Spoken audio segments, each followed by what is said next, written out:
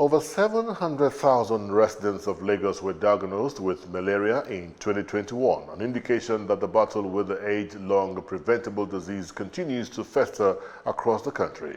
The state government, while joining forces with other advocates in commemoration of World Malaria Day, says the residents and other concerned stakeholders must keep the disease in focus despite the outbreak of COVID-19. Our correspondent, Wilson Omoniyi, reports.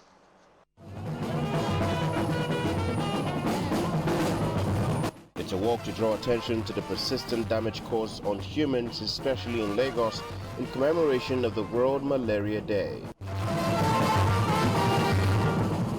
For the state government, the COVID-19 pandemic, despite its novelty, has not reached the levels of danger posed by malaria on African nations. The COVID-19 pandemic diverted resources, overwhelmed health systems, and exacerbated inequalities, not only for malaria, but also for other communicable diseases. Consequently, there is great need for continued awareness, increased investment, and innovation in malaria prevention.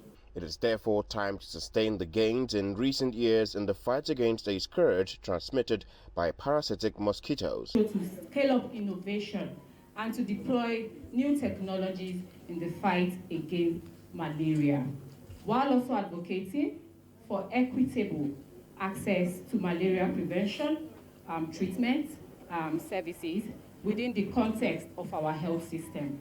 We must educate others on how to prevent malaria and what to do when they have symptoms similar to malaria. With the collaborative effort which saw the containment of COVID-19, experts are calling for a united front to rid the world of malaria. The best of technologies are put to use, how vaccinations can be developed in double quick time, which nobody thought was possible. I think similar efforts and similar kind of initiatives are required even on our fight against malaria. We've been fighting this menace of malaria for so many years now.